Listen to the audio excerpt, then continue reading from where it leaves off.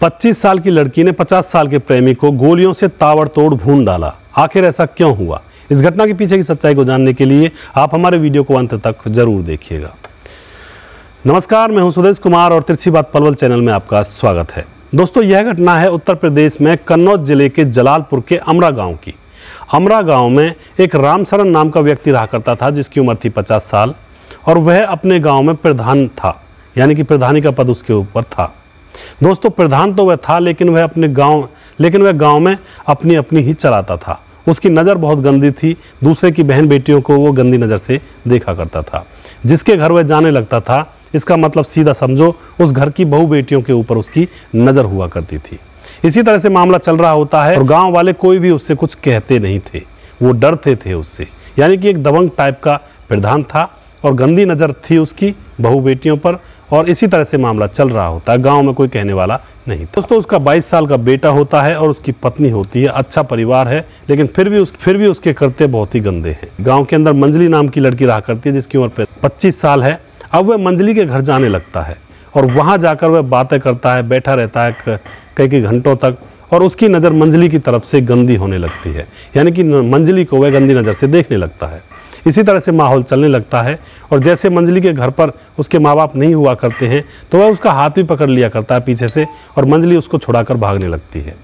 अब मंजली परेशान हो जाती है उसके इस रोज़ रोज़ के कृत्य से। अब मंजली सोच लेती है कि इसको मुझे निपटाना ही पड़ेगा। दोस्तों, उसके बाद क्या होता है, मंजली एक दिन उसके पास फ़ोन करती है कि सरपंच साहब, मुझे तुमसे मिलना है, घर पर कोई नहीं है, घर पर आ जाओ। सरपंच बहुत ही खुश नज़र आता है और चाव भरे पाँव से वह मंजली के घर की तरफ चलने लगता है। वहाँ जाकर देखता है मंजली घर में अकेली थी और वह मंजली को अपनी बाहों में भरने लगता है, उससे प्यार करने लगता है। लेकिन मंजली बेड पे रखा हुआ तकिया उठाती है। तकिए के नीचे बंदूक रखी थी, बंदूक को उठा करके उसके ऊपर गोली से फायर कर देती है। सरपंच देखते ही देखते तड़पने लगता है। दोस्तों, तकिए के नीचे एक और बंदूक रखी हुई थी, लेकिन वह एक ही बंदूक से फायर करती है और फिर सरपंच के ऊपर और भी कई फायर किए जाते हैं। देखते ही देखते सरपंच वहाँ पे तड़प कर मर जाता है। गोली चलने की आवाज़ से आस पड़ोस के लोग इकट्ठा होते हैं और मंजली वहाँ से फरार हो जाती है। लोग आते हैं, हॉस्पिटल में उस सरपंच को पहुँचाते हैं, लेकिन वह तब तक मर चुका था।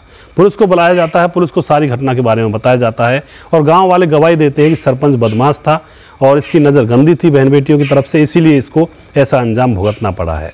लेकिन दोस्तों, दूसरे ही दिन पुलिस मंजली को पकड़ लेती है और पुलिस उन 2 लोगों को भी पकड़ती है जिन 2 लोगों ने मंजली को हथियार लाकर दिए थे।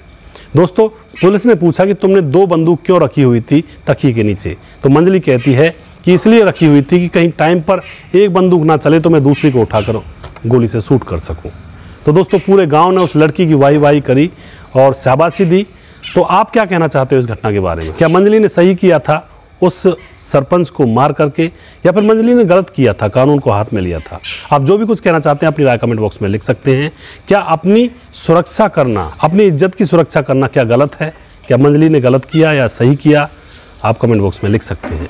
दोस्तों, ऐसी ही घटनाओं के ऊपर मैं वीडियोज़ बनाकर लेकर आता हूँ और जो कि सच्ची घटनाएं होती हैं, और मैं यही कोशिश करता हूं कि इन घटनाओं से आप लोगों को हमें कुछ सीख मिले और कुछ सीख करके हम अपनी ज़िंदगी को आगे बढ़ा पाएँ। नेक्स्ट वीडियो में वो जल्दी फिर से लेकर आऊँगा किसी सच्ची घटना के ऊपर।